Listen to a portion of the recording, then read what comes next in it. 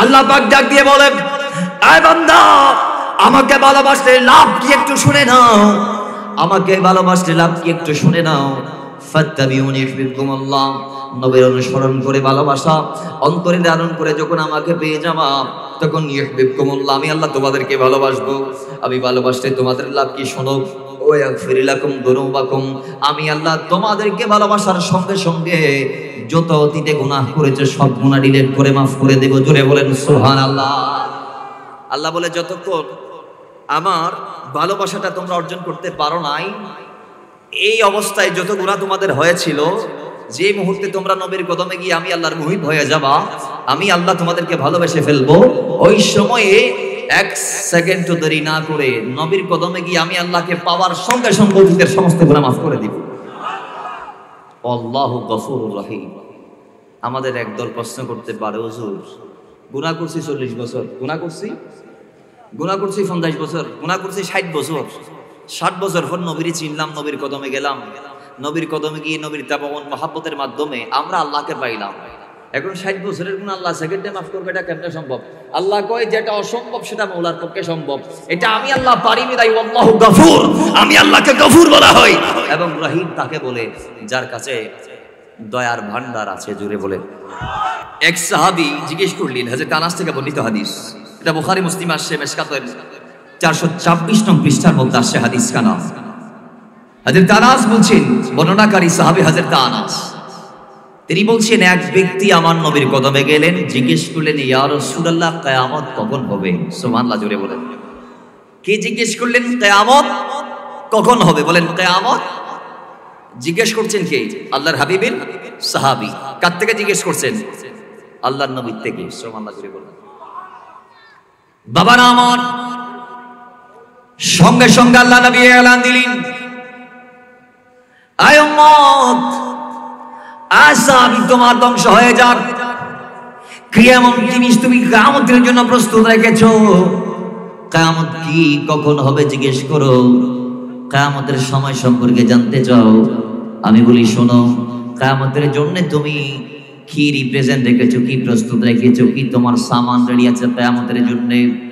আসাবি বলো, কিয়ামত কখন হবে জানতে চাও, কিয়ামতের জন্য তুমি কি সামান রেডি রেখেছো? বাবার আমার, সঙ্গে সঙ্গে আল্লাহ নবীর সাহাবী রাসূলুল্লাহর গোলাম, তিনি চাইলে বলতে পারত, ইয়া রাসূলুল্লাহ, আমি নামাজ পড়েছি আপনি নবীর পেছনে, জমিনের কোন ইমামের পেছনে আমি ইক্তেদা করি নাই, আমি ওই নবীর পেছনে ইক্তেদা করেছি যেই নবীর পেছনে বাকি নবীর ইক্তেদা করে।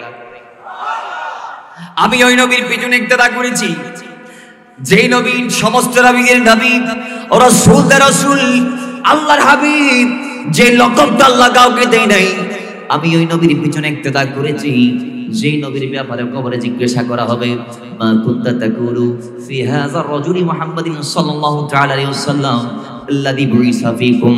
এটাও আনাস ইবনে মালিকের বর্ণনা, ইমাম বুখারী শরীফের মধ্যে এনেছে। আমার ভাইরা, সাহাবী বলতে পারতো, ইয়া রাসূলুল্লাহ, আমি ওই নবীর পিছনে ইক্তেদা করি যেই নবীর নাম আযানে আছে, কলমাতে আছে, ইকামতে আছে। ইয়া রাসূলুল্লাহ, ওই নবীর পিছনে আমি নামাজ পড়ি। না, নামাজের কথা তিনি বলে নাই, রোজার কথা তিনি বলে নাই, জিহাদের কথা তিনি বলে নাই, সাদকার কথা তিনি বলে নাই। একটা কথা তিনি বলেছে যে, ইয়া রাসূলুল্লাহ, আমি অন্তর থেকে আল্লাহ এবং আল্লাহর হাবিবকে ভালোবাসি। জুড়ে বলেন সুবহানাল্লাহ। আল্লাহু আকবার। ইয়া রাসূলুল্লাহ, গোসেন মুস্তাকিম জিন্দাবাদ। বাবার আমার, তিনি বলে, ইয়া রাসূলুল্লাহ, ও নবী, আমি অন্তর থেকে আল্লাহকে ভালোবাসি, আল্লাহর হাবিবকে ভালোবাসি। সঙ্গে সঙ্গে আল্লাহ নবী এলান দিলেন, সাহাবী শোনো শোনো, তোমার কথা যদি সত্য হয়ে থাকে, আনতা মা'a মান আহবাবতা, শোনো, তুমি কিয়ামতের দিন তার সঙ্গে থাকবা।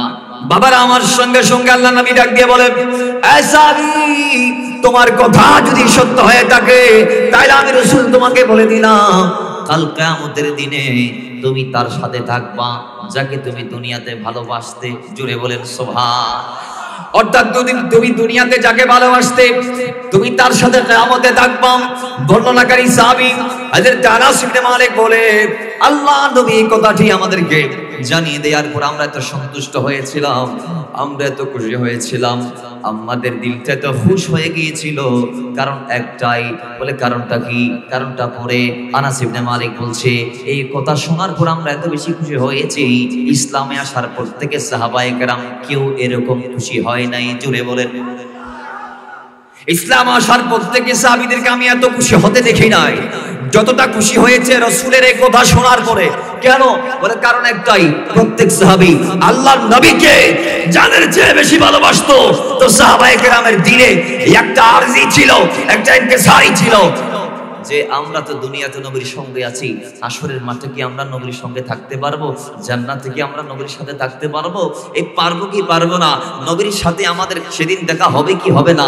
এই একটা কনফিউজডের মধ্যে আমরা ছিলাম। কিন্তু আল্লাহর হাবিব যেদিন বলে দিয়েছে, সাহাবী দুনিয়াতে তুমি যাকে ভালোবাসো কিয়ামতের দিন তুমি তার সাথে থাকবা, তো সাহাবায়ে কেরাম সবাই বুঝ পেয়েছে যে আমরা তো দুনিয়াতে সব কিছুর চেয়ে আমার নবীকে বেশি ভালোবাসি, তো কিয়ামতের দিন আমরা নবীর সঙ্গে থাকবো। জুড়ে বলেন। সবাই আমরা এখানে যারা আসছি, আমরাও আমাদের নবীকে দিল, জান, মাল, সম্পদ, পরিবার, পরিজন, স্ত্রী, পুত্র, কৌটো দুনিয়ার চেয়ে বেশি ভালোবাসি। কথা বলেন ঠিক কি না? আমরা ভালোবাসলে আমরা নবীর সঙ্গ লাভ করবো কি করব না? বলেন না, বলেন না, করবো। এটাই তো আসতে। হায় হায় হায়, ইমানদার তার কাছে আল্লাহ রসুলের চেয়ে কেউ দামি হতে পারে? বলেন বলেন বলেন বলেন। আমরা রসুলকে ভালোবাসবো আল্লাহর ভালোবাসার জন্যে।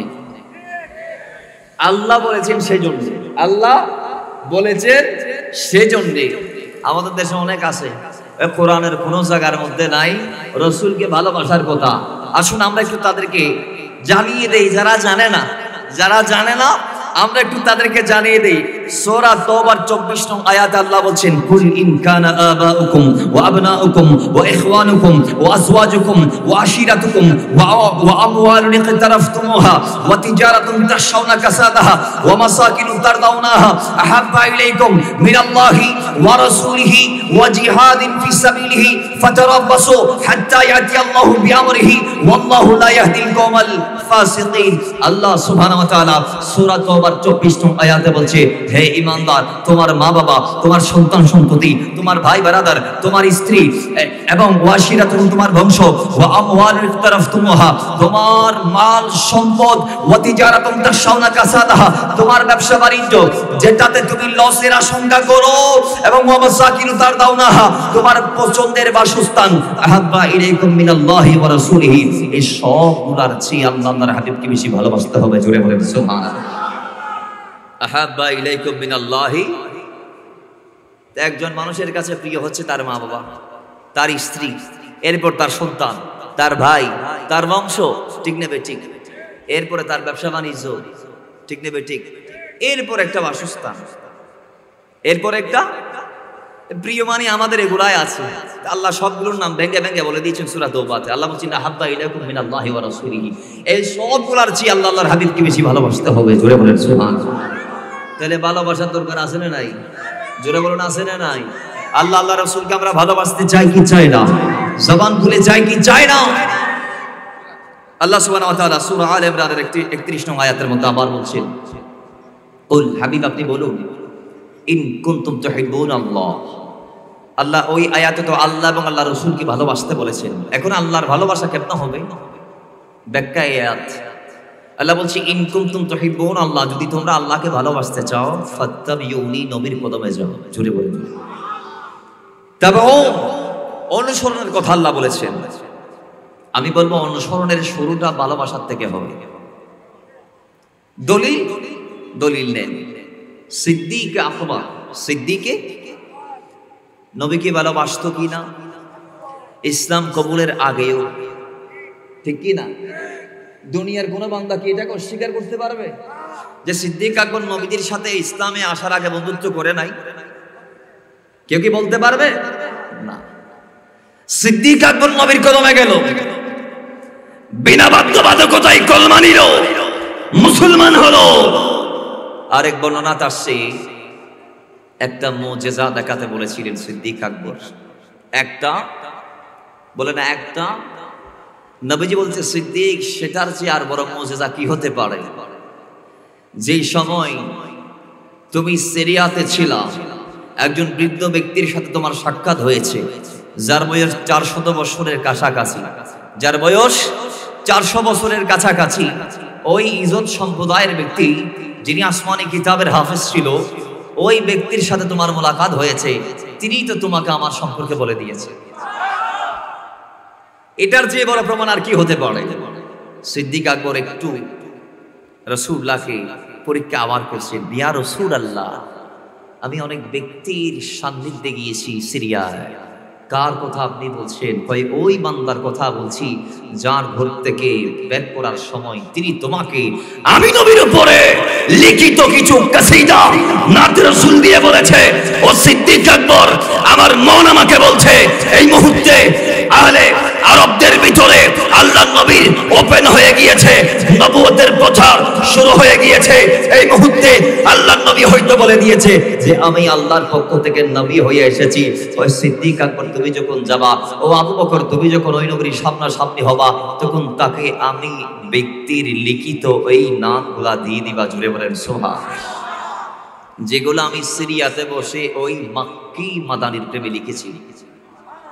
আর জুড়ে বলেন, আরে বিগড়ি বানাবো মক্কি মাদানি, দরে পে বোলাবো মক্কি মাদানি, বিগড়ি বানাবো মক্কি মাদানি, দরে পে বোলাবো মক্কি মাদানি।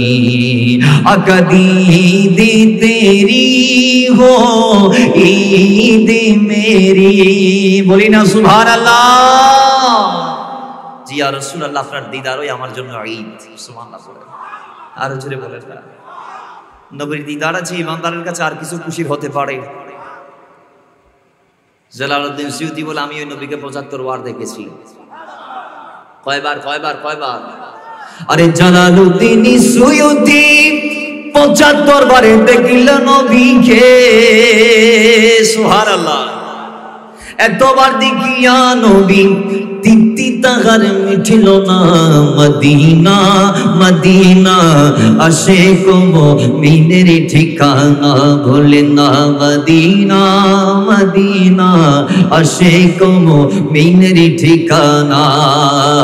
দিদারে চেয়ে কাঁদো তোমরা, দিদারে চেয়ে, হায় হায় দিদারে চেয়ে কাঁদো তোমরা, হও না নবীর দেওয়ানা। মদিনা আশিক মুমিনের ঠিকানা। জোরে বলেন না সুবহানাল্লাহ। তাইলে বাবার আমার, নবীর দিদারের চেয়ে ইমানদারের কাছে আর বড় কোন নিয়ামত হতে পারে? আর জোরে বলেন না পারে। তো আসুন এবার ওই মদিনাওয়ালা, আমার তো টাইমার শর্ট, যদি বলি লম্বা লম্বা হয়ে যাবে, আমি শর্ট শর্ট করে বলে দিচ্ছি। তো আল্লাহ বলছেন, হাবিব আমার, আপনি নবী কি যারা তাবাউন করবে তারা আমাকে ভালোবাসতে তাদের হবে না, ভালোবাসাটা হয়ে যাবে আপনার তাবাউনের মাধ্যমে। এখন তাবাউন তো তাওয়াসুলের সূচনা মহব্বত থেকে। কিভাবে? ওই সিদ্দিক আকবর আমার নবীর কদমে গিয়েছে, গিয়ে তাসরিফায়ের মাধ্যমে একবার ঈমান এনে নিয়েছে। আর বলছিলাম ওইখান থেকে, আর আবু জেহেল গিয়েছে একবার নয়, দুইবার নয়, তিনবার নয়, চারবার নয়, পাঁচবার নয়, ছয়বার নয়, বারবার গিয়েছে। আল্লাহর হাবিব তাকে মুজিজা দেখিয়েছে। সেই ইমাম বলেন না, সেই তাবাউন করে নাই, কারণ তার ভিতরে মহব্বত ছিল না। তার ভিতরে মহব্বত ছিল না বিদায় নবীর তাবাউন করা তার পক্ষে সম্ভব হয় নাই। আর সিদ্দিক আকবর ওই একটা কথা রাসূল তাকে বলতে দেরি যে অমুক ব্যক্তিটা আমি নবীর প্রেমে কাসিদা লিখে দিয়েছে, সেটাই কি প্রমাণের জন্য যথেষ্ট নয়? তো সিদ্দিক আকবর ডাক দিয়ে বলে, ইয়া রাসূলুল্লাহ, আল্লাহর কসম, যেই টাইমে ব্যক্তিটার সাথে আমার কথা হচ্ছে সে আমাকে নাতে রাসূল লিখে দিচ্ছে, ওই সময় ডানে বামে কেউ ছিল না, আমি ছিলাম আর ব্যক্তিটা ছিল। আপনি জানলেন কিভাবে? আমি জানবো না কিভাবে? আল্লাহ তো গোটা দুনিয়াটা আমার সামনে হাজির নাজির করে দিয়েছে। আমি আমার জায়গায় বসে গোটা দুনিয়া যদি বা হাদিসে আসছে জিবরাইল আমাকে এসে বলে দিয়েছে, আর এক হাদিসের মধ্যে আসছে যে আল্লাহর হাবিব বলছেন আল্লাহ সুবহানাহু ওয়া তাআলা গোটা দুনিয়াটা আমার সামনে এইভাবে তুলে দিয়েছে, এইভাবে তুলে দিয়েছে। তো আমি আমার রাসূল বলছেন আমি আমার হাতের তালু যেভাবে দেখি গোটা আলমটা সেইভাবে দেখি। গোটা আলমটা বলেন না, গোটা আলমটা সেভাবে দেখি। আল্লাহর হাবিবের দেখার ক্ষমতা আছে না?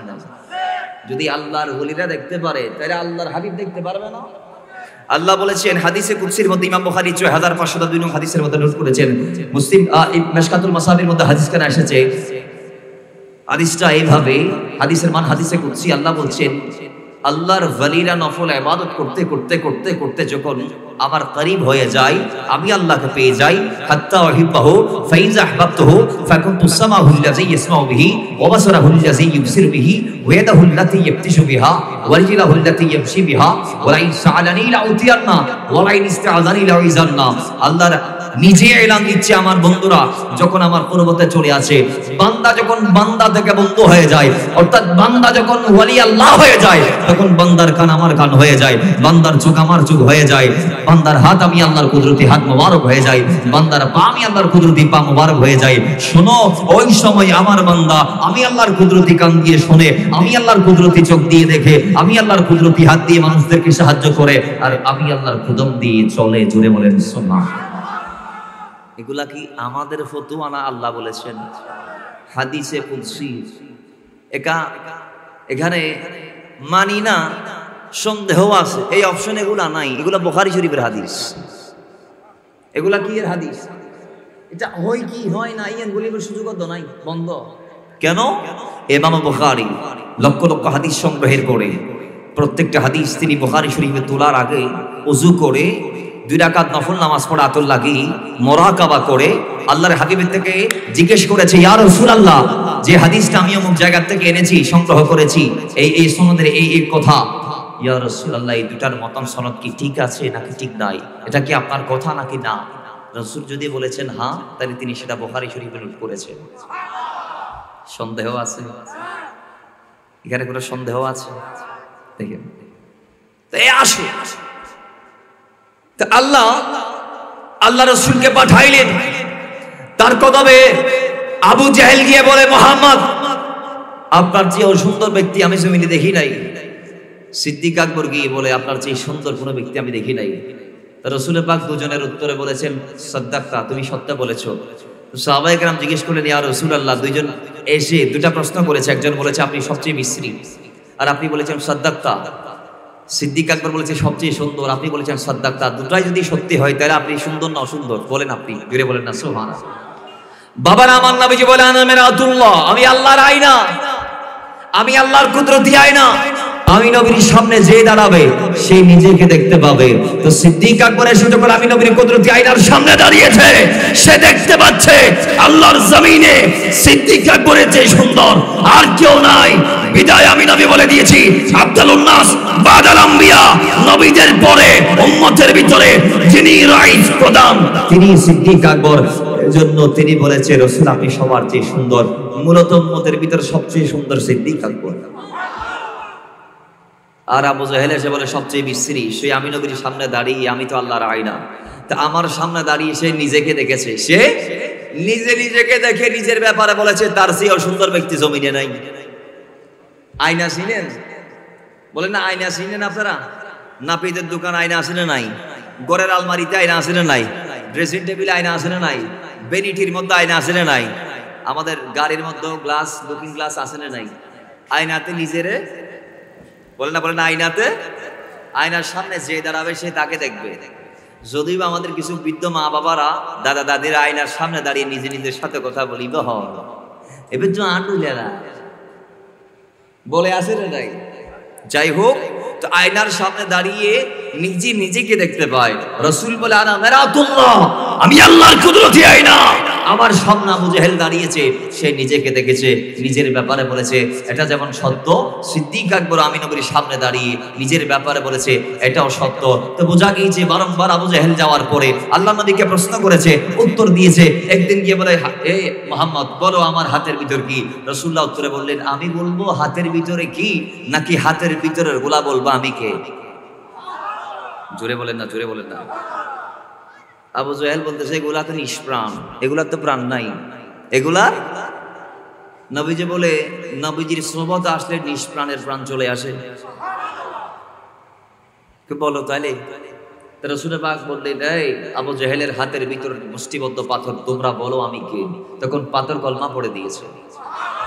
বেঈমান আবু জাহেল কি তারপরে হেদায়েত হয়েছে? পাই নাই হেদায়েত। আরেকদিন গিয়ে হাবিব বিন মালিককে নিয়ে আমার নবীকে ডেকে আনলেন, জবল আবু কুবাইসে নিয়ে গেলেন, মক্কার পার্শ্বস্থ পাহাড়। কয় আসমানের চাঁদের 2 টুকরা করেন না। নবীজি বলে, আমি সবচেয়ে ভয় পেয়েছিলাম সেই দিন, যেদিন আমি নবীকে ধরে নিয়ে গিয়েছিল তারা জবল আবু কুবাইসে। নবীজি হাত দিয়ে ইশারা করলেন, চাঁদ চাঁদ। আরে চাঁদকে 2 টুকরা করে আঙ্গুলের ইশারায় ইহুদি কাফির সবাই মুসলমান হয়ে যায়। তিনি যে আল্লাহর হাবিব মুস্তাফা, মারহাবা মারহাবা জানের নবী, মারহাবা বলি মারহাবা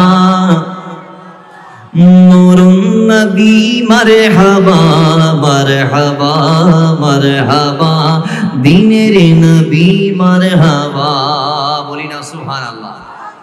সবাই মুসলমান হয়ে গিয়েছে নবীজির এই মুজিজা দেখে। কিন্তু আবু জাহেল আরেকদিন কয়, ভাতিজা ওই যে একটা গাছ দেখা যায়, গাছেটা যদি তুমি ডেকে এখানে আনতে পারো এবং সেই গাছটা যদি বলে দেই তুমি নবী, তাহলে আমি মেনে নিব। আমার নবী বলে, আচ্ছা আপনি যান, আপনি গিয়ে কোন গাছকে আমি ডাকতেছি। আবু জাহেল কয়, এটা একটা কথা হইলো। আপনি যান না। গেলেন, গাছটা গইলেন, গাছ ডানে বামে 2টা ঝাঁকেনে দিয়ে উঠে সুদা রাসূলের পাকের সামনে এসে কলমা পড়ে দিয়েছে। গুইসাব কলমা পড়ে দিয়েছে, পাথর কলমা পড়েছে। কিন্তু বেঈমান আবু জাহেল হেদায়েত হয় নাই, পাই নাই। কারণ মুহাব্বত শূন্য কলব ছিল, মরা কলব ছিল। এজন্য বাবারা মাথায় রাখবেন, আল্লাহ বলেছে, ইন কুনতুম তুহিব্বুনাল্লাহ ফাত্তাবিউনি ইউহিব্বুকুমুল্লাহ। ইয়া রাসূলুল্লাহ, আমি আল্লাহকে যদি তারা পাইতে চায় তাহলে আপনি নবীর কদমে যাইতে হবে, আপনাকে অনুসরণ করতে হবে। তাবউনের মাধ্যমে আল্লাহকে পাওয়া সম্ভব, তাবউনের মাধ্যমে হুব্বে খুদা সম্ভব। আর তাবউনের সূচনাটা মুহাব্বত থেকে। জুড়ে বলেন না সুবহানাল্লাহ। তার মানে আপনি নবীকে ভালোবাসলে আমাকে ভালোবাসা হয়ে যাবে। নবী আপনাকে ভালোবাসলে আমাকে ভালোবাসা হয়ে যাবে। আর আমাকে যখন তারা ভালোবাসবে তখন তাদের লাভ আছে। কি আছে? এমপি সাহেব পরে ভালোবাসি নর পরে এমপি সাহেব যদি বন্ধু হয়ে পুকুর টানি লয়, ভাই হয়ে পুকুর টানি লয়, তো ওই আজ এত না সাথে দায়বা হয়ে পুকুর টানি লয়, এবার দাম বাড়ে না কমে না? সমাজত মনিবের জুতার বাড়ি মার দেন না মার দে, এবারে দিলে দাদা আর বুদ্ধি অদিবে এমপি সাহেবের বিএস। ঠিক নেবে ঠিক মাতন না, ঠিক নেবে ঠিক। দাম বাজছে না বাড়ে, বড় করি মাতন দাম বাজছে না বাড়ে। যদি বা ওনার বোয়াল খালি আরো বাড়ি, এটা আবার এমপি সাহেবের খবরও ফুরাই দিই। মুসলমান হলে রে মুসলিম হয়, মুসলিম হলের খবর ফুরাই রে, খবর দিয়ে জুতো দেয় আর দেশে আর বহুত কিছু দেখতো। আল্লাহ পাক আর এই ধরনের মন মানসিকতা পরিহার করে তৌফিক দান করো। দেশে তারা দেয়, এটার সাথে মাজারও ফুরাই দিই। যারা ফুরাই দিয়ে এটার যদি কেউ মুসলমান হয়, আগে জীবে হইবে তো নাই মুসলমানের দলিলিয়ান লই। ঠিক কিনা বলেন? কোন মুসলমানের কবরে পর্যন্ত লাথি মারতে পারে না। আগুন দেয়া দূরের কথা, এখন দেখছি আগুন দিচ্ছে, লাথি মারছে মাজার উপর উঠে উঠে। নাউযুবিল্লাহি মিন যালিক। আল্লাহর ওলির কথা বাদ দিলাম, কোন মুসলমান তো মুসলমানের কবরে লাথি মারতে পারে না। ঠিক নেবে ঠিক? এগুলা কোন ধরনের মুসলমান, কোন ক্যাটাগরি থেকে মুসলমান, কোন অ্যাঙ্গেল থেকে মুসলমান, আল্লাহু ওয়া রাসূলুহু আলাম। আল্লাহ যারা বুঝেন এদেরকে হেদায়েত দান করুন। আরো জোরে বলেন। এই আওয়ামী লীগ সরকার 15 বছর ক্ষমতায় ছিল। কয় বছর? 15 বছরের ক্ষমতাধর সরকারকে আল্লাহ চেয়েছেন ছাত্রদের গণঅভ্যুত্থানের মাধ্যমে মুহূর্তে দেশ ছাড়াতে বাধ্য করেছেন। এতনো যদি তারা শিক্ষা ন লয়, যদি তারা আর কি সত্য শিক্ষা লইছে, এটারাও জালেমার মতো জুলুম শুরু করে দিয়ে। ঠিক নেবে ঠিক? মাথন না ঠিক না? মসজিদ দখল করা হচ্ছে, মাদ্রাসা দখল করা হচ্ছে, এগুলা কি? এখন তারা বাঁচবে, একটু ধৈর্য ধরে। বর্তমানে বাংলাদেশে যারা আছে এখন তারা বাঁচবে, আমাদের দেখার টাইম। এরা যেইভাবে আল্লাহর ওলিদের উপর যেভাবে উঠে পড়ে লেগেছে, অথচ আমি অনেক কওমি বক্তার বক্তব্য শুনেছি এরা সবাই মাজারের পক্ষে। আমি অনেক জামাতের বক্তার বক্তব্য শুনেছি এরা মাজারের পক্ষে। একমাত্র এদেশে মাজারে কারা আগুন দিচ্ছে নির্দিষ্ট কোনো ব্যক্তি না, নির্দিষ্ট কোনো দলের না, পুরো এজেন্ডা নিয়েও সামনে নামতে দেখি নাই। ব্যানার ছাড়া, মাথায় টুপি আছে, গায়ে পাঞ্জাবি আছে, স্লোগানহীন অবস্থায় মাজারে আগুন দেয়া হচ্ছে। কোন দলের তাও জিজ্ঞেস করতে পারতেছি না, ভিডিওতে যা দেখতেছি কোন দলের নির্দিষ্ট করে বলতেও পারতেছি না। তো এদের উপর আল্লাহর গজব আযাব আসার সম্ভাবনা আছে না নাই? আসবে কি আসবে না? বলে না আসবে কি আসবে না? আল্লাহ বলেছেন মান আদালি ওয়ালিয়ান ফাকাদ আযানতুহু বিল হারফ। ওলি আল্লাহর বিরুদ্ধে যাবার সমস্যা নাই, আমার বন্ধুর বিরুদ্ধে যাবা আর কি। তো এমপি সাহেবের ফিএসের বিরুদ্ধে গেলে এলাকায় থাকতে পারে, থাকতে পারে, বলেন না থাকতে পারে। তো এখন ইনি তো আল্লাহর বন্ধু, ওলি আল্লাহ মানে আল্লাহ। তো আল্লাহ বলে মান আদালি ওয়ালিয়ান, ওলির বিরুদ্ধে যাবা ফাকাদ আযানতুহু বিল হারফ। ঠিক আছে, আমার জন্য যুদ্ধ গ্রহণ, আমার জন্য, আমার সাথে বা আমার বিরুদ্ধে যুদ্ধ গ্রহণ করার প্রস্তুতি নাও। তো বলেন না নমরুদ ফেরাউন আল্লাহর সাথে যুদ্ধ করেছে, বিজয় অর্জন করতে পেরেছে? বলেন বলেন বলেন বলেন। তাদের কি অবস্থা হবে? ধৈর্য ধরেন। আল্লাহ যারা বুঝে না এখনো তাদেরকে বোঝার তৌফিক দান করুন। কিন্তু আমরা বন্দামির বিপক্ষে, আমরা আহলে সুন্নাত ওয়াল জামাত বন্দামি যত গায়েবী মাজার আছে আমরা এগুলার পক্ষে না। যে মাজার ইসলাম বিরোধী কাজ হয় আমরা এগুলার পক্ষে। আকীদা ক্লিয়ার করার দরকার আছে না নাই? এখন অনেকে বলতেছে আমরা নাকি মাজার পূজারি। আপনারা কি মাজারে গিয়ে জিয়ারত করেন না পূজা করেন? জিয়ারত হচ্ছে হালাল, পূজা হারাম। হালালকে হারাম মনে করা কুফরি। যারা না বুঝে বলছে আল্লাহ তাদেরকে হেদায়েত দিক। ফতোয়া দিচ্ছেন আল্লাহ তাদেরকে হেদায়েত দিক। আরো জোরে বলেন। তারা যত বিরোধিতা করবে জিয়ারত তত বাড়বে। কিন্তু মাজার ভাঙলে দিন হইতে মনে করুন নরমাল টাইস, ওর আগামীতে জিন হবে মার্বেল পাথরের টাইস। ঠিক নেবে ঠিক? জোরে বলেন ঠিক কি না? কারণ ওলি আল্লাহর দরবার, এটা তো আল্লাহর বোরহান। কারণ এরাই জমিনে আল্লাহ পাকের ওয়াহদানিয়তের প্রচার করেছেন, এরাই রিসালাতের প্রচার করেছেন। মাথায় রাখবেন, আপনার আমার দেশে শাহজালাল, শাহপুরান, শাহ মখদুম না আসলে আমরা ইসলাম পাইতাম না। কারণ ইসলাম যারা মাজার ভাঙতাছে এদের দাদারা বাপ দাদারা আনে নাই, বাবা শাহজালাল এনেছেন, সিলেটের 307 আউলিয়ার এনেছেন। আল্লাহ আমাদেরকে মরতে দমতক আল্লাহর বন্ধুদের সম্মান করার তৌফিক দান করুন। আরো জোরে বলেন আমিন। আল্লাহ পাক ডাক দিয়ে বলেন, আয় বান্দা আমাকে ভালোবাসলে লাভ কি একটু শুনে নাও, আমাকে ভালোবাসলে লাভ কি একটু শুনে নাও। ফাত্তাবিউনি ইউহিব্বুকুমুল্লাহ, নবীর অনুসরণ করে ভালোবাসা অন্তরে ধারণ করে যখন আমাকে পেয়ে যাবা তখন ইউহিব্বুকুমুল্লাহ, আমি আল্লাহ তোমাদেরকে ভালোবাসবো। আমি ভালোবাসলে তোমাদের লাভ কি শোনো, ওয়া ইয়াগফির লাকুম যুনুবাকুম, আমি আল্লাহ তোমাদেরকে ভালোবাসার সঙ্গে সঙ্গে যত অতীতে গুনাহ করেছে সব গুনাহ ডিলিট করে মাফ করে দেব। জোরে বলেন সুবহানাল্লাহ। আল্লাহ বলে যতক্ষণ আমার ভালোবাসাটা তোমরা অর্জন করতে পারো নাই, এই অবস্থায় যত গুনাহ তোমাদের হয়েছিল, যে মুহূর্তে তোমরা নবীর কদমে গিয়ে আমি আল্লাহর মুহিব হয়ে যাবা, আমি আল্লাহ তোমাদেরকে ভালোবেসে ফেলবো, ওই সময়ে 1 সেকেন্ড দেরি না করে নবীর কদমে গিয়ে আমি আল্লাহকে পাওয়ার সঙ্গে সঙ্গে অতীতের সমস্ত গুনাহ মাফ করে দিব। আল্লাহু গফুরুর রহিম। আমাদের একদল প্রশ্ন করতে পারে, হুজুর গুনাহ করছি 40 বছর, গুনাহ করছি 50 বছর, গুনাহ করছি 60 বছর, 60 বছর পর নবীর চিনলাম, নবীর কদমে গেলাম, নবীর কদমে গিয়ে নবীর তাবাউন মহাব্বতের মাধ্যমে আমরা আল্লাহকে পাইলাম। এখন 60 বছরের গুনাহ আল্লাহ সেকেন্ডে মাফ করবে, এটা কেমনে সম্ভব? আল্লাহ কয় যেটা অসম্ভব সেটা মওলার পক্ষে সম্ভব। এটা আমি আল্লাহ পারি বিদায় আল্লাহু গফুর, আমি আল্লাহকে গফুর বলা হয়। এবং রহিম তাকে বলে যার কাছে দয়ার ভান্ডার আছে। জুড়ে বলে 60 বছরের অপরাধ সেকেন্ডে মাফ করার মতো এত বড় ক্যাপাসিটি আমি আল্লাহর হাতে আছে বিদায় আমাকে রহিম বলা হয়। এগুলো আমি আল্লাহ পারি, ক্ষমা করতে পারি বিদায় আমাকে গফুর বলা হয়। জোরে বলেন সুবহানাল্লাহ। তাহলে আল্লাহর হাবিবকে ভালোবাসার দরকার আছে না নাই? আজকে তো আমরা আছে বলছি, একদল কি করেছে একটু শুনেন। সাহাবায়ে কেরামের মহব্বতের যেহেতু কথা বলতে বলা হয়েছে, আসুন এই হাদিস কান আসছে বুখারী শরীফের মধ্যে 2581 নং হাদিস। হযরত উরওয়া ইবনে মাসউদ রাদিয়াল্লাহু তাআলা হাদিসের রাবী, তিনি বলছেন আমি ইসলাম গ্রহণ করার আগে হুদায়বিয়ার প্রান্তরে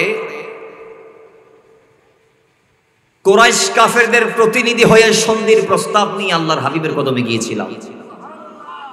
তার মানে 6ষ্ঠ হিজরিতে যে হুদায়বিয়ার সন্ধি হয়েছে আল্লাহর নবীর সাথে কুরাইশ কাফেরদের সাথে, একটা যে চুক্তি হয়েছে সেটাকে সন্ধি বলা হয়, হুদায়বিয়ার সন্ধি। তো তিনি বলছেন, উরওয়া ইবনে মাসউদ রাদিয়াল্লাহু তাআলা বলছেন, এই সন্ধির প্রস্তাব নিয়ে কাফেরদের পক্ষ থেকে আমি গিয়েছিলাম। তার মানে সন্ধির প্রস্তাব নিয়ে আমি গিয়েছিলাম। তিনি বলছে, আমি ওয়াল্লাহি আল্লাহর কসম, লাকাদ ওয়াফাতু আলাল মুলুক ওয়া ওয়াফাতু আলা কাইসারা ওয়া কিসরা ওয়ান নাজাশি ওয়াল্লাহি ইন রাআইতু মালিকান কাদ ইউআযিমুহু আসহাবুহু মা ইউআযিমু আসহাবু মুহাম্মাদান সাল্লাল্লাহু তাআলা আলাইহি ওয়াসাল্লাম। জোরে বলেন সুবহানাল্লাহ। কয় আমি মুহাম্মদ সাল্লাল্লাহু আলাইহি ওয়াসাল্লামের কাছে যাওয়ার আগে কাইসার বাদশা, কিসরা বাদশা, নাজাশি বাদশার কাছে গিয়েছিলাম কাফেরদের দূত হয়ে। একটু জুড়ে বলেন। বাবা না আমার, তিনি বলে আমি ওই বড় বড় বাদশাদের কাছে গিয়েছি নবীর কাছে যাওয়ার আগে। হ্যাঁ আমি গিয়েছি বটে, গিয়েছি ঠিক আছে, কিন্তু আল্লাহর কসম আমি নবী মুহাম্মদ সাল্লাল্লাহু তাআলা আলাইহি ওয়াসাল্লামের কাছে গিয়ে যা দেখতে পেয়েছি, সাহাবায়ে কেরাম তাকে যে এত পরিমাণ মুহাব্বত করে, এত পরিমাণ ভালোবাসে, আল্লাহর কসম আমি দেখি নাই অন্য রাজাদেরকে তাদের প্রজারা এত পরিমাণ ভালোবাসতে, মুহাব্বত করতে। জোরে বলেন সুবহানাল্লাহ। আমি দেখি নাই অন্য রাজাদেরকে এত পরিমাণ তাদের প্রজারা মুহাব্বত করতে, যেই মুহাব্বতটা আল্লাহর নবীর প্রজা তথা সাহাবায়ে কেরামরা করে থাকে। তা আপনি কি দেখেছেন? কয় ইন রাআইতু, আমি দেখেছি, ওয়াল্লাহি ইন তানাখামা নুখামাতান ইল্লা ওয়াকাত ফি কাফ রাজুলিন মিনহুম ফাদালাকা বিহা ওয়াজহু ওয়া জিলদাহু। বলে আমি দেখেছি আল্লাহর নবী ইন তানাখামা নুখামাতান, নবী যখন তুতু ফালায়, আল্লাহর নবী যখন তুতু ফালায়, তখন ওই হুদায়বিয়ার প্রান্তরে উপস্থিত ১৫০০ সাহাবী সেই তুতু নেওয়ার জন্য হাত প্রসারিত করে। ভালো, আমরাও বাসি দুনিয়ার মানুষদেরকে, মাকে বাসি, বাবাকে বাসি, স্ত্রীকে বাসি, পুত্রকে বাসি। মুমূর্ষু অবস্থার কথা বাদ দিলাম, এমনি আমরা যখন সুস্থ থাকি ওই সময় আমাদের বন্ধুরা তুতু ফেললে হাত বাড়ায় দেওয়া তো দূরের কথা, পাশে তুতু ফেললেও আমরা বলি ওটা গুড়া দুনিয়া না, হোসেন আড্ডা হাতি ফেলা তো স্যার পেয়ে টেকনিবে। ঠিক, আরো জুড়ে বলুন ঠিক কি না? আমরা বলি আমাদের বন্ধুদেরকে, যারা না রাখো বন্ধু তুল্লা বলে জীবন দি ফেলাই নিতে, জান দেয়া বলে দি ফেলে, পরান দেয়া বলে দিও। ঠিক নেবে? ঠিক। আমাদের বন্ধুগুলা তো এইরকমই, মুমূর্ষু টাইমে কল দিবেন, নাম্বার বিজি, আর মেলার যাবেন কল দিলে হতে বন্ধু তাড়াতাড়ি তুই আয় 2 মিনিট এখন। ঠিক নেবে? ঠিক। তাহলে বাবা, আমরা যাদেরকে দুনিয়াতে ভালোবাসি, মহাব্বত করি, এদের তুতু হচ্ছে আমাদের কাছে সবচেয়ে ঘৃণিত। ঠিক কি না? কিন্তু আল্লাহর হাবিবকে সাহাবায়ে কেরাম এতটা মহব্বত করেছে, হযরত উরওয়া বলছেন আল্লাহর নবী তানাখামা নুখামাতান, নবী যখন তুতু ফেলতো ইল্লা ওয়াকাত ফি কাফি রাজুলিন মিনহুম ফাদালাকা বিহা ওয়াজহু ওয়া জিলদাহু, তখন ১৫০০ সাহাবীরা হাত প্রসারিত করত। যে পেয়েছে নবীর তুতু নিয়ে মুখে মাসাজ করেছে, সিনাতে মাসাজ করেছে, মেখে নিয়েছে। জোরে বলেন সুবহানাল্লাহ। নবীর তুতু নিয়ে মুখে আর মুখে মেখেছে, কেমন ভালোবেসেছে। আর যে পাইছে সে তো মেখেছে, যারা পায় নাই, যে পাইছে তারে ধরে মাখতেছে। আর একটু জোরে বলে কেমন ভালো তারা বেসেছে। এখন কোরআন থেকে আমি আমার কিছু ভাই যারা মিলাদুন নবীর দলিল যায়, যারা মিলাদুন নবীর দলিল যায়, এদেরকে বলবো ভাই যান একটা কাজ করেন, সাহাবায়ে কেরাম নবীজির দুধ মুবারক মেখেছে সিনাই মুখে। আমার একটা কোরআন আয়াত দেখান যেই আয়াতের মধ্যে আল্লাহ বলেছেন নবীর তুতু তোমরা মুখে মাখো, একটা আয়াত দেখান। তো তাইলে সাহাবায়ে কেরাম কি বেদাত করেছে? কয় না, সাহাবায়ে কেরাম বেদাত করে নাই। তারা নবীর মুহাব্বতের বেলায় কোরআন কুলার প্রয়োজনও মনে করে নাই। তারা নবীর ভালোবাসায় ঝাড় তোতা প্রকাশ করতে গিয়ে কোরআনে আসে না নাই, এটা চাই নাই। যখন যেটা মন চেয়েছে নবীর মুহাব্বতে তারা করে দিয়েছে। সিদ্দিক আকবর দিতে সব দিয়ে দিয়েছে, দিতে মাওলা ওমর 2 ভাগ করে 1 ভাগ দিয়ে দিয়েছে। এগুলা কি আমাদের পক্ষে দেয়া সম্ভব? বলে না দেয়া সম্ভব? নিজের চিন্তা করে না, এরা নবীর চিন্তা করেছে। এরা নবীর চিন্তা করেছে। আমাদের দেশে একদল আছে নিজের চিন্তায় ব্যস্ত, কথা বলেন না ঠিক কি না? নিজের চিন্তায় যতদিন নিজের চিন্তাবাদ দিয়ে নবীর চিন্তা করবেন না, ইমানের স্বাদ মজা ততদিন বুঝতে পারবেন না। নবীকে সবার চেয়ে মহব্বত করে নেবেন, সবার চেয়ে সুপ্রিম আলাদা সুউচ্চ মাকানটাতে মুস্তাফাকে যতক্ষণ আপনি বসাতে পারবেন না, ইমানের সঠিক স্বাদ ততক্ষণ পাবেন না। আর যেই মাত্র অন্তরে রাসূলের পাককে বসাতে পারবেন, হৃদয়ের সফট কর্নারটা মুস্তাফা এবং মুস্তাফার খোদার জন্য বরাদ্দ করে ফেলবেন, দেখবেন দুনিয়াটা আপনার আর ভালো লাগবে না। জোরে বলেন না সুবহানাল্লাহ। এইভাবে দুনিয়াকে যারা লাথি মেরেছে তারা সাহাবায়ে কেরাম হয়ে গিয়েছে। তারা চাইলে বলতে পারতো মক্কায় আমাদের জায়গা জমি স্ত্রী পুত্র মা বাবা এগুলার বাদ দিয়ে মদিনা যাওয়ার দরকার কি? নবীর উপর কলমা পড়ছে হইছে তো জায়গা জমি নিয়ে আমরা থাকি যাবো। আমরা হলে তো গুলা বলতাম, বোয়ালখালীর মানুষ আমরা হলে কি বলতাম? ঠিক আছে রাসূলের পাক হিজরত করি যার আর আইনা কেনা বেশি কিনে আইসুম দেরি। সাহাবায়ে কেরাম এগুলা পরোয়াই করে নাই। মাকে তালাক দিয়েছে, বাবাকে ফেলে দিয়েছে, স্ত্রীকে ভুলে গিয়েছে, নিজের আপন সন্তান সিদ্দিক আকবর কেমন মহব্বত করেছে।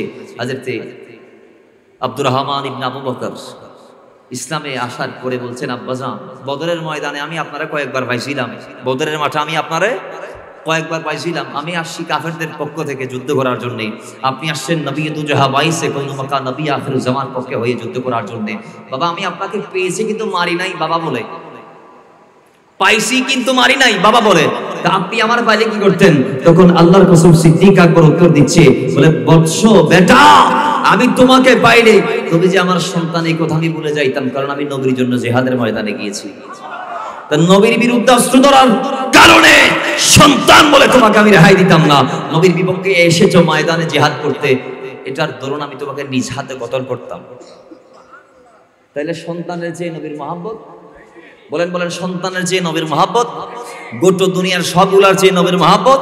তা ওরওয়া বলছেন, আমি দেখেছি সাহাবায়ে কেরাম আমার নবীর থুতু মুবারক মুখে মুখে মেখেছে বাবার আমার। এরপর তিনি বলছে ওয়াইজা আমারহুম আবদাদারু আমারহুম। আর আল্লাহর নবী যখন কোনো নির্দেশ দিতেন, রাসূলের পাকের নির্দেশটা পালন করার জন্য সাহাবায়ে কেরাম প্রতিযোগিতা করত, পাগল পারা হয়ে যাইতো, তারা পাগল হয়ে যাইতো। ওয়াইদা তাওদান কাদু ইয়াকতাতিলুনা আলা উদুহি। আর আমার নবী যখন ওযু করত, আমার নবী যখন ওযু করত, নবীর ওযুর পানি নেওয়ার জন্য সাহাবায়ে কেরাম প্রতিযোগিতা করত। ওযুর পানি পাক না পাক? আমার নবীর গোলা পাক আর কি, কিন্তু আমাদের গোলা না পাক। বাবা না আমার সাহাবায়ে কেরাম সেই নবীর, তো নবীজির কিসের কথা বলবেন? পসিনা মুবারকের কথা যদি বলেন, সাহাবায়ে কেরাম সেগুলা শিশির ভর্তি করে নিত। নবীজির গ্রীষ্মকালে যখন ঘাম বের হইতো, সাহাবায়ে কেরাম সেগুলা কি করে নিত? শিশির ভর্তি করে নিত, এবং তাদের সামাজিক অনুষ্ঠান বিয়ে শাদীতে এগুলা ইউজ করতো আতরের জন্য। বলুন দুনিয়াতে কি এমন কোন ম্যাশ, এমন কোন খুশবু আছে যে খুশবু নবীর পসিনার চেয়ে সুগন্ধি? আছে আছে না, খোদার কসম নাই। আমার ভাই বলছে, আমরা সবাই বলবো আল্লাহর কসম নাই। এটা সাহাবায়ে কেরামদের স্বীকৃতি, ঠিক কি না? এটা সাহাবায়ে কেরামদের স্বীকৃতি। নবীর পসিনার চেয়ে খুশবুদার মিস্ক দুনিয়ার মধ্যে আর বলেন আছে? কোন নবীর রক্ত মুবারক পান করে ফেলেছে সাহাবায়ে কেরাম, নবীজির প্রস্রাব মুবারক আল্লাহর নবী দিয়েছেন উম্মে আয়মান, উম্মে আয়মান রাদিয়াল্লাহু তাআলা আনহাকে দিয়েছেন। উম্মে আয়মান যাও, তিনি মা আয়েশার দাসী ছিলেন। তো উম্মে আয়মান এগুলো একটু জামি নবী রাতের বেলায় প্রস্রাব করেছি, হাড়ির ভিতর আছে, এগুলো একটু ফেলে দাও। উম্মে আয়মান বলছেন, আমি গেলাম, কতটুক গিয়ে দেখতেছি সেই প্রস্রাব থেকে মেশকের চেয়ে অধিক সুগন্ধি আসতেছে। সুবহানাল্লাহ 4 বার বলেন, আবার বলেন। বাবা তিনি বলে এরপর আমি সেগুলা নিচে নামালাম, এটার সুগন্ধি আমি সহ্য করতে না পেরে পান করে ফেললাম। ওই হাঁড়ি নিয়ে নবীর সামনে গেলাম, ইয়া রাসূলুল্লাহ ধরেন। আমি বলছি উম্মে আয়মান ফেলে দিয়েছো? এখন এত বড় সাহাবী, উনি কি মিথ্যা বলতে পারবে? আর হইলে হদিতামদের মিছা কথা, উনি তো আর মিথ্যা বলতে পারে না। তো উনি বলছে ইয়া রাসূলুল্লাহ আমি ফেলতে পারি নাই, খেয়ে ফেলেছি। আল্লাহ নবী বলছে, তুমি আমাকে এত মহব্বত করো, যাও তোমার জন্য জাহান্নামের আগুন হারাম করে দিলাম। দুনিয়াতে কারো প্রস্রাব খাওয়া জায়েজ, আর আমার নবীর বেলায় আলাদা। নবীর প্রস্রাব খেয়েছে, তার জাহান্নামের আগুন হারাম হয়ে গিয়েছে। তার জন্য জাহান্নাম কি হয়ে গিয়েছে? জেরে বলুন জাহান্নাম কি হয়ে গিয়েছে? তাহলে ওই নবীরে ভালোবাসার দরকার আছে না নাই? আচ্ছা হযরত বেলালকে সবাই চিনি কি চিনি না? বলেন বলেন চিনি কি চিনি না? তার মালিক ছিল উমাইয়া। তার মালিক কে ছিল? উমাইয়া বিন খালফ। ইসলামে আসার কারণে এত তার উপর স্টিমার রোলার চালিয়েছে, নির্যাতনের। তাকে কি ইসলামের পথ থেকে সরাইতে পেরেছে?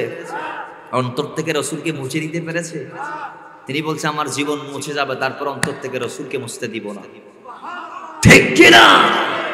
কিন্তু আমাদের সমাজে একদল আছে, নখাই নলয় নবীর বিপক্ষে।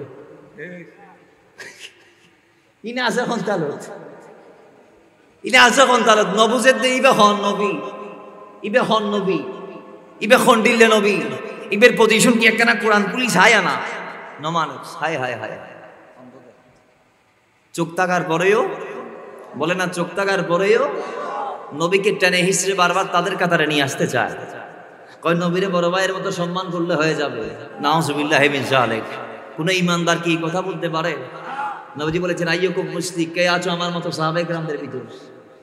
তো কেউ কি বলেছে নবী আর দিল্লি নয় কেউ হইয়ে না, নবী অনেক বাজারের জন্য আর মতো ইতারা ওয়াজ করে না, আর কিছু পাই হলে হয়তো আর নবী বাজারত গিয়ে তুইলা লই লই এবে সংসার করছি বা আর ডইয়া বলে আসলে নাই। রসুল কি আমাদের মতো? বলেন বলেন। আচ্ছা রসুল আমাদের মতো বাদ দিলাম, কোন রসুল আছে আমার রসুলের মতো? কোন নবী আছে আমার নবীর মতো? যার মতো সৃষ্টিতে কেউ নাই, তাকে টেনে হিসেবে যারা আমাদের কাতারে নিয়ে আসতে চায়, আমরা তাদের জন্য দোয়া করি আল্লাহ তাদের হেদায়েত দিক। আরো জুড়ে বলেন বাবারা, নবী ছাড়া কোনো সাহারা নাই, নবী ছাড়া কোনো। বেলাল রাদিয়াল্লাহু তাআলা বলে আমি ছাড়বো না নবীকে। সমস্ত সাহাবী এই এক বাক্যে অনড় ছিল, আমাদের জীবন মুছে যাবে কিন্তু নবীকে আমরা অন্তর থেকে মুছতে পারবো না।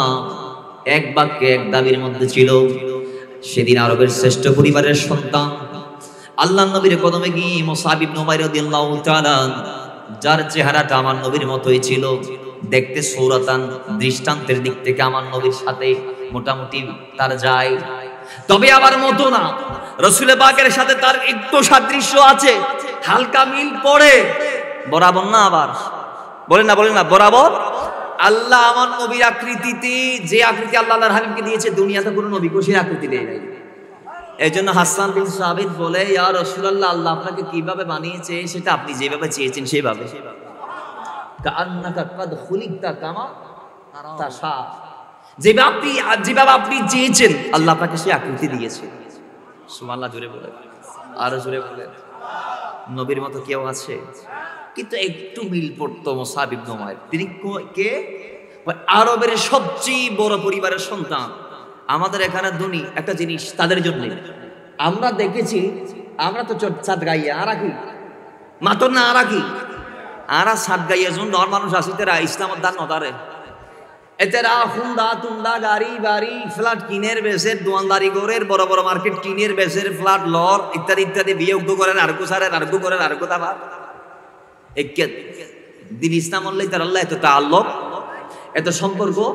ও গরিব গুণের ফল লরি চুরি হল সারা আর আট বিল্লন হল না, হাত বিল্লন আর আট বিল্লন ইসলামের আশেপাশে আছে দিতেরা গুড়ি গাড়ি খারা আর মরাও আর দেশের জুন তাজা আছে আর আট বিল্লন মরানো। তাদের জন্য একটি সুখবর মেসেজ, কান খুলে শুনেন ধনী ভাইয়েরা, ধনী বাবার সন্তানরা শুনুন। মুসআবের চেয়ে ধনী আরবের জমিনে কেউ ছিল না। সুবহানাল্লাহ জোরে বলেন। এবং মুসআবের চেয়ে দামি কাপড় আরবের কোনো মায়ের সন্তান পরতে পারত না।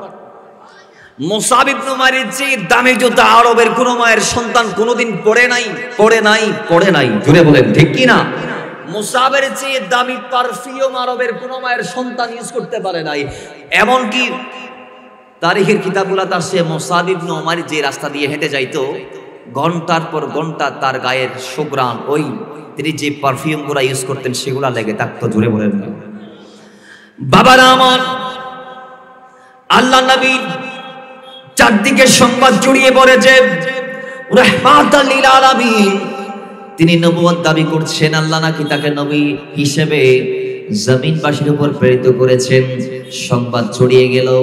বাবারা আমার, মনে রাখবেন মুসআব ইবনে উমাইর ছিলেন ওই ব্যক্তি, মুসআব ইবনে উমাইর ছিলেন ওই ব্যক্তি আরবের এমন কোন সবার সেমিনার নাই যেইখানে মুসআব ইবনে উমাইরকে তারা রিপ্রেজেন্ট করতো না, দাওয়াত দিত না, ইনভাইট করতো না।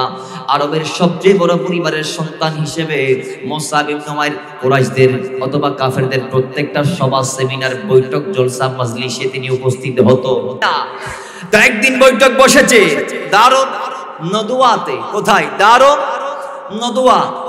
সেই দারুন নদওয়াতে বৈঠক বসছে। কাফেররা বলছেন আব্দুল্লাহর পুত্র মুহাম্মদ উনি নাকি নবী, উনি আমাদের অনেক ভাইকে নিয়ে গেছেন ওনার ধরবে, তো ওনাকে আমরা প্রতিহত করব। আমরা সবাই একমত। আপনারা কি সবাই একমত? সবাই হাত তুলে বলে আমরা সবাই একমত। তো মুসআব ইবনে উমাইর সেদিন হাত উঠায় নাই।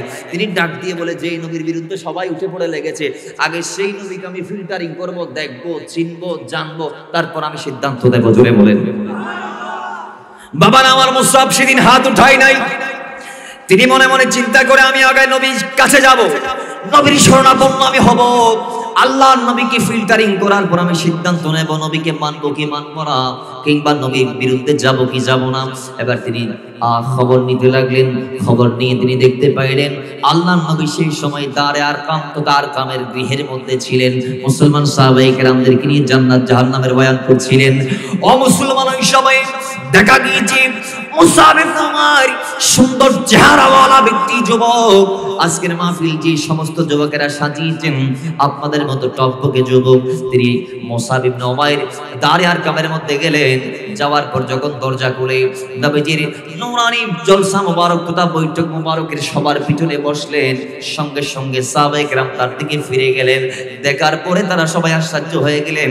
দেখো দেখো দেখো দেখো, আজকে নবীর প্রথমে আরবের বাঁচা পরিবারের সন্তান মুসআব চলে এসেছে। জোরে বলেন সুবহানাল্লাহ। মুসআব চলে আসছে, দেখো ফিরলেন। সেদিন রাসূল পাক যখন জান্নাতের বয়ান করছেন, সবাই বলছে আল্লাহ জান্নাত আমাদেরকে দাও।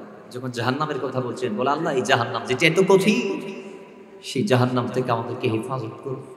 সবাই সেদিন দোয়া করেছে, আল্লাহ এই আরবের বাঁচা সন্তানটাকে যদি তুমি জান্নাতি হিসেবে কবুল করে ফেলতা, সে যদি আজকের আশায় আমার নবীকে মেনে নিত, আমরা বড় তৃপ্তি পাইতাম। বাস নবীজি জলসা শেষ, কথা শেষ, সমস্ত সাহাবীরা গিয়ে গিয়ে আমার নবীর সাথে মোলাকাত করছে। সুবহানাল্লাহ জুড়ে বলে মোলাকাত করে করে বিদায় নিয়ে যাচ্ছে। সবার শেষে মুসআব ইবনে উমাইর রাদিয়াল্লাহু তাআলা গেলেন। জুড়ে বলেন সুবহানাল্লাহ। একটা দাবি, ইয়া রাসূলুল্লাহ আপনাকে দেখেছি, আপনার জবান দিয়ে কওল শুনেছি, কওলে কারীম। নবী আমার হৃদয় চোরমার হয়ে গিয়েছে, হৃদয়ের অন্ধকার মরিচিকাগুলা মুহূর্তে দূরীভূত হয়ে গিয়েছে। ঈমানের আলো আমার কলবের ভিতর ঝলমল ঝলমল করছে। রাসূল দেন না ঈমানটা, পড়াই দেন না কলমাটা, বলো লা ইলাহা ইল্লাল্লাহু মুহাম্মাদুর রাসূলুল্লাহ সাল্লাল্লাহু তাআলা আলাইহি ওয়াসাল্লাম। ও মুসলমান, তো নারায়ে তাকবীর দেন, নারে তাকবীর,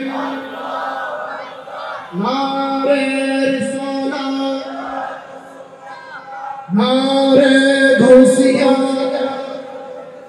আহলে সুন্নাত ওয়াল জামাত, পদাবতীর আগমন, শুভেচ্ছা স্বাগতম। শুকরে মোহাব্বতে দরুদে পাক পড়ে আল্লাহুম্মা সাল্লি মাওলানা মুহাম্মাদ ওয়া আলা আলি সাইয়্যিদিনা।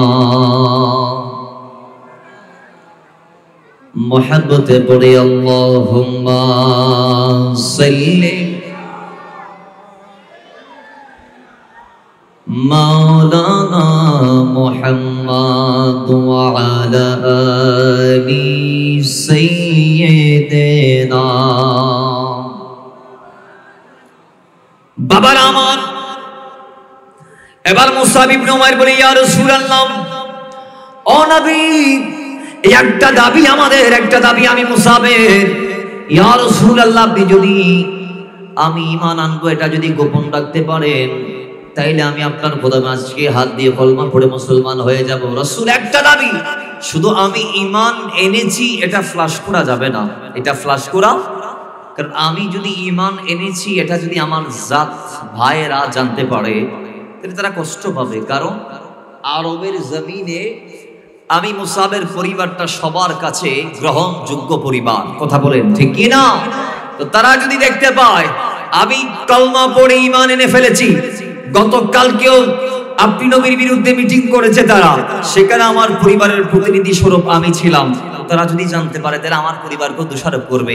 ইয়া রাসূলুল্লাহ, একটা দাবি আপনি গোপন রাখবেন, আপনি এটা জাহের করবেন না। নবীজি বলে হ্যাঁ ঠিক আছে। বাস তিনি কলমা পড়ে মুসলমান হয়ে বাড়িতে গেলেন। তিনি বাড়িতে গিয়ে থাকে নাই, তিনি বারবার আমার নবীকে দেখতে আসতেন। চুপি সারে এসে আমার নবীকে দেখতেন, নবীজির পেছনে নামাজ আদায় করতেন, নফল নামাজ পড়তো। এইভাবে আসা যাওয়া করতে করতে করতে করতে একদিন একজন ব্যক্তি কুরাইশদের হযরত মুসআব ইবনে উমাইরকে দেখে ফেলেছে যে মুসআব ইবনে উমাইর আল্লাহর নবীর কাছে দেখা করতে গিয়েছে এবং নবীর সাথে তিনি নফল নামাজ পড়েছে। নামাজের রত অবস্থায় যখন তাকে দেখে ফেলেছে, বাস কি বলে দিয়েছে সবাইকে যে আরবের ধনাঢ্য পরিবারের যিনি আছেন মুসআব, তিনিও তো নবীকে মেনে নিয়েছে। এবার বিচার গেল তার পরিবারের উপরে। দায়িত্ব দেয়া হলো তাদেরকে যে আপনাদের সন্তানকে আপনারা শোধরান, দায়িত্ব আপনাদেরকে দিলাম, বিচার আপনাদেরকে দিলাম। এখন পরিবারের যারা ছিল, মা থেকে শুরু করে সবাই মুসআব ইবনে উমাইরকে ঘরের থেকে বের করলেন। মুসআবের মা ছিলেন মারাত্মক প্রকৃতির মহিলা। তিনি ডাক দিয়ে বলে, সন্তান এদিকায়, তুই কি নবী মুহাম্মদ সাল্লাল্লাহু আলাইহি ওয়াসাল্লামকে মেনে নিয়েছিস? তখন তিনি ডাক দিয়ে বলে, হ্যাঁ আমি মেনে নিয়েছি, আমি নবীর কলমা পড়েছি, মুসলমান হয়ে গিয়েছি। মুসআবের মা ডাক দিয়ে বলে, এই মুহূর্তে নবীকে বলে যা, তাহলে তোকে শেষ করব। মুসআব ইবনে উমাইর দেখতে কোনটা এলান দেই, আমার জীবন থাকতে নবীকে ছাড়তে পারবো না। জীবন যাবে, তারপর অন্তর থেকে নবীকে সরাইতে পারবো পেরেছেন?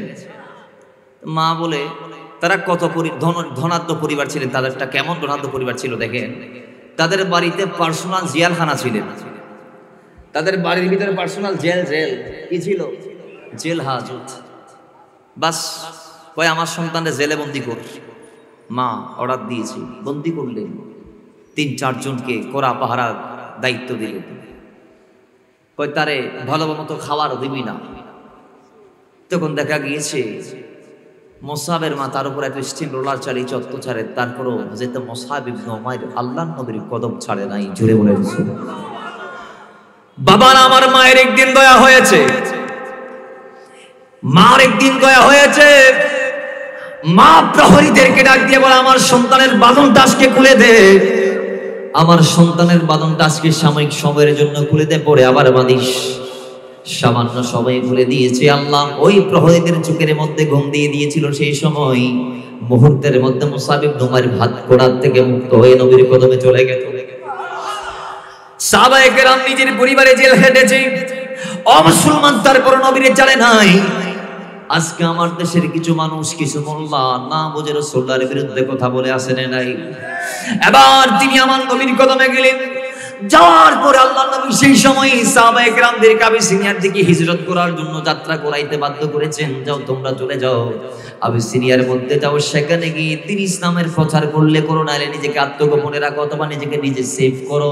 সেখানকার বাদশা নাজ্জাশী অনেক শান্ত প্রকৃতির মানুষ, যাও তোমরা আফ্রিকার সেখানে চলে যাও। আবিসিনিয়াতে গেলেন। এবার যাওয়ার সময় মুসআব তাড়াতাড়ি নবীর কদম আসলেন। আমার নবী বলে, মুসআব চলে আসলো ইয়া রাসূলুল্লাহ, তাড়াতাড়ি এদের সঙ্গী হয়ে যাও, যাও তোমার ভাইরা যাচ্ছে আবিসিনিয়াতে। এখানকার যারা আছে এই প্রত্যেক সাহাবীর উপরে তাদের মালিকেরা, মারা, বাবারা, চাচারা, আত্মীয় স্বজনেরা অত্যাচারের স্টিম রোলার চাপিয়ে দিয়েছে, এদের সঙ্গী হও, সঙ্গী হও। তো আপনি নবী যাবেন না? আমি আছি। জোরে বলেন সুবহানাল্লাহ। সাহাবায়ে কেরাম চলে গিয়েছে, গিয়ে অনেকদিন ছিলেন। দুইটা বর্ণনা এখানে। এক বর্ণনার মধ্যে আসছে মুসআবের অন্তরে আবার নবীর জন্য এমন ভাবে ফানা হয়ে গিয়েছে যে রাসূলুল্লাহর চেহারা জিয়ারত করতেছে না, অনেকদিন হয়ে গিয়েছে, বিদায় সে আর থাকতে পারে নাই, আবার মক্কা শরীফ চলে আসছে। সুবহানাল্লাহ। নবীর চেহারা মুবারকের জিয়ারত হচ্ছে না অনেকদিন, এখন কিভাবে থাকবে? চলে আসছে তিনি। আরেক বর্ণনার মধ্যে আসছে তার মা খবর পাঠাইছে। তার মা নেটওয়ার্ক কিন্তু অনেক লম্বা মায়ের, মাথায় রাখবেন, নেটওয়ার্ক অনেক লম্বা। মা খবর দিয়েছে যে আরবের মানুষরা মেনে নিয়েছে নবী মুহাম্মদের দ্বীনের দাওয়াতকে, সুতরাং তোমাদেরকে আর মারা হবে না, তোমরা চলে আসো। সুবহানাল্লাহ।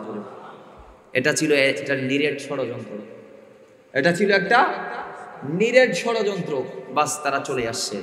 দেখে আবার তাদেরকে জাপায় পড়েছে তাদের উপর আরবের প্রত্যেকটা গোত্রের মানুষ। আবার তারা হিজরত করেছে, 2 বার হিজরত করলেন। কয়বার?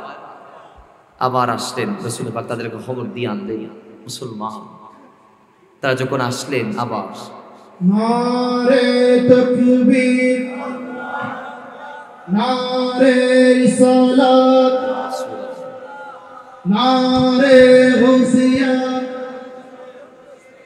প্রধান অতিথির আগমন।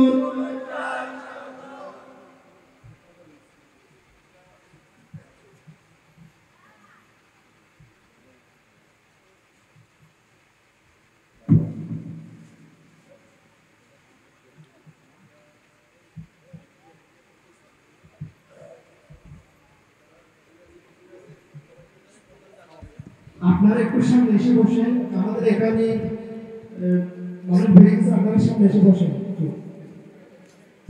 মাশাআল্লাহ, মারহাবা। আজকের এই মাহফিলের মাননীয় প্রধান অতিথি মঞ্চে হাজির হয়েছেন। আল্লাহ পাক হযরতের হাজিরি খিদমত যাইতাম সোনার মদিনা, কেনে যাইতাম আল্লাহ সোনার মদিনা, কেনে যাইতাম আর ঠিয়ানাই, কেনে যাইতাম সোনার মদিনা, কেনে যাইতাম আল্লাহ সোনার মদিনা। আরে আই যদি হইতাম আকাশের তারা, বলি না সুবহানাল্লাহ। কমিটির একবার রিকোয়েস্ট করেছিল বিদায় আমার ভাইজান আসছে আমি ছেড়ে দিব, এই জন্য গেয়ে ফেলতেছি। ওনার আশা পুরাই দিচ্ছে। আশেক বলছি, আমাদের সেলিম রিয়াদ হাক্কানি হুজুর বলেছেন, আরে আয় যদি হইতাম আকাশের তারা, সাইতাম মদিনা মনোয়ারা, বলি না সুবহানাল্লাহ। আসমানের তারা কি হওয়া সম্ভব? কিন্তু আশেক তো বলছে আমি হলে দেখে থাকতাম নবীকে। জোরে বলেন সুবহানাল্লাহ। আরে আই যদি হইতাম আকাশের তারা, আই যদি হইতাম আকাশের তারা, সাইতাম মদিনা মনোয়ারা মনোয়ারা, মদিনা সাই সাই আল্লাহ,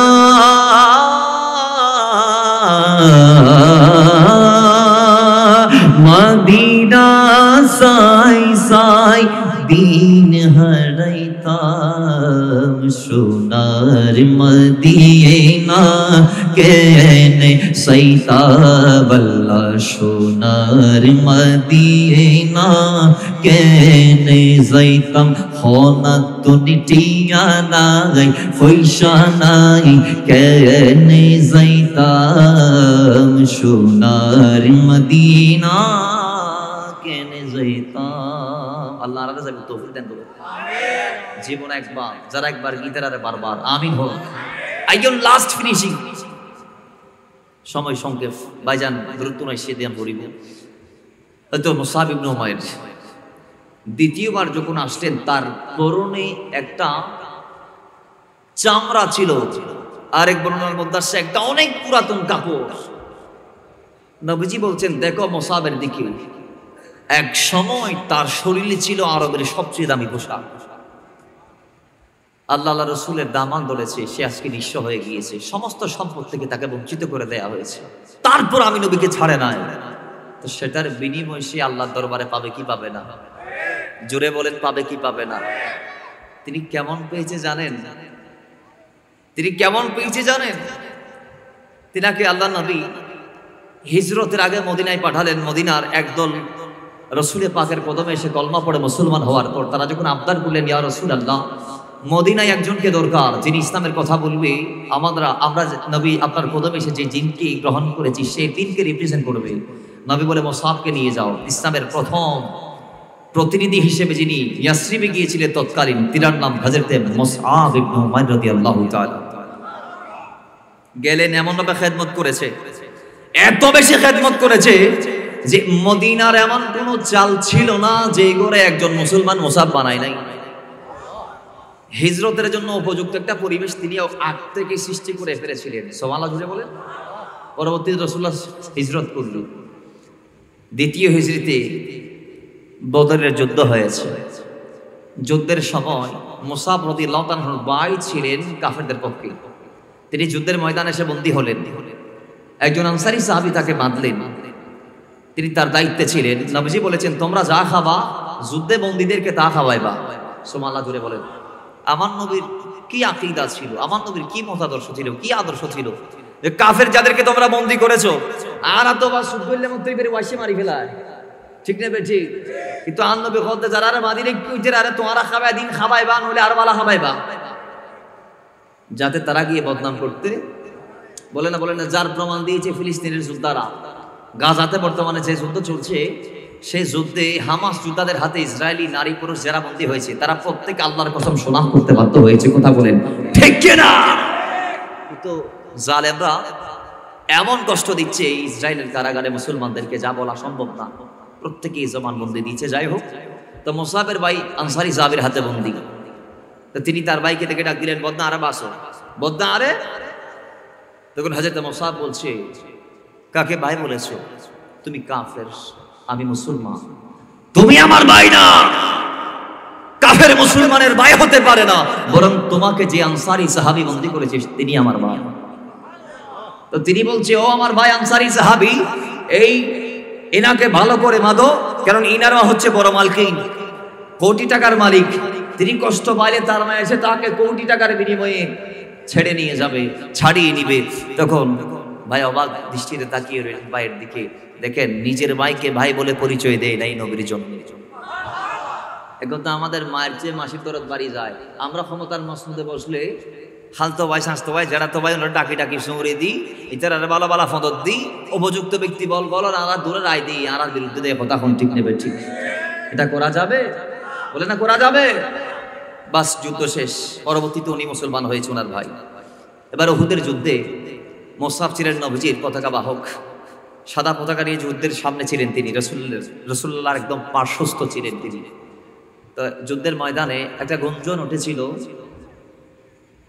যে মুহাম্মদ সাল্লাল্লাহু আলাইহি ওয়াসাল্লামকে শহীদ করা হয়েছে।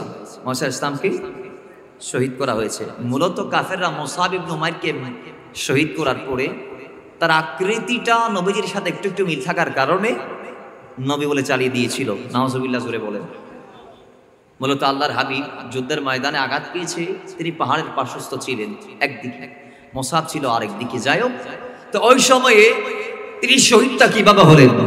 যুদ্ধের ময়দানে প্রথমে মুসলমানদের হাতে বিজয় আসতে লাগছে। এই সময় মুসলিম যোদ্ধারা কাফেরদের ছোটাছুটি দেখে তারা বলছে, যুদ্ধে আমরা মোটামুটি জয় হয়ে গিয়েছি।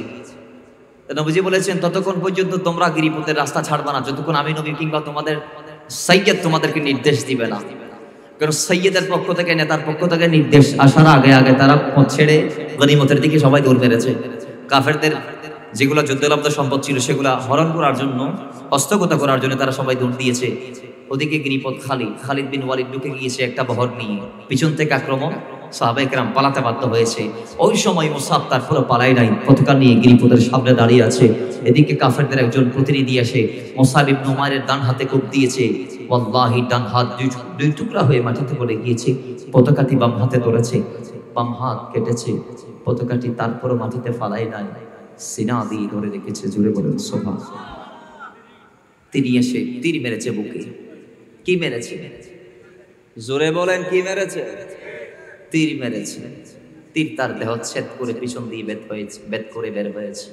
ইন্না লিল্লাহি ওয়া ইন্না ইলাইহি রাজিউন। তিনি শহীদ হয়েছে, জান্নাতের মেহমান হয়েছে। এরপর রাসূলুল্লাহ 70 জন সাহাবীদের লাশকে একত্রিত করলেন। দেখা যায় মুসাবের হাত নাই, মুসাব রাদিয়াল্লাহু তাআলা হাত নাই। হাতগুলো একত্রিত করে কাফন দিতে হবে, দাফন করানোর জন্য। দেখা যায় মুসাব রাদিয়াল্লাহু তাআলা লম্বা থাকার কারণে তার জন্য পর্যাপ্ত পরিমাণ উপযুক্ত কাফনের কাপড়ের ব্যবস্থা হচ্ছে না। পায়ের দিক থেকে দিলে মাথা দেখা যায়, মাথার দিক থেকে দিলে পা দেখা যায়।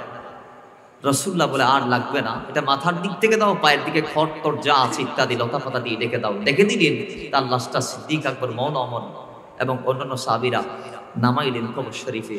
রাসূল পাক দোয়া করলেন তার জন্য। রাসূল পাকের এই দোয়ার দৃশ্যটা দেখে বর্ণনাকারী সাহাবী বলছে, সেদিন আমার মন চেয়েছে ইয়া রাসূলুল্লাহ, তার জায়গায় যদি আমি হতাম তাহলে আমার মনটা শান্ত হয়ে যায়। যে মৃত্যুতে নিজের বউরিটা রাসূলুল্লাহর হাত কবরে নামাবে, এর চেয়ে বড় মৃত্যু আর আছে? যে মৃত্যুতে রাসূলুল্লাহ কবরের পারে দাঁড়িয়ে সাহাবীর জন্য দোয়া করবে, এর চেয়ে কি দামি মৃত্যু আর আছে? আল্লাহ তাকে সেই মৃত্যু দিয়েছে। আল্লাহ তাকে সেই মৃত্যু দিয়েছে। সেই মৃত্যু যদিও আমরা পাবো না, কিন্তু আমাদের কবরে রাসূল আসবে। যদি আমরা ওই হযরত মুসআব ইবনে উমাইরের মতো নবীর পক্ষে থাকতে পারি, জোরে বলে ঠিক কি?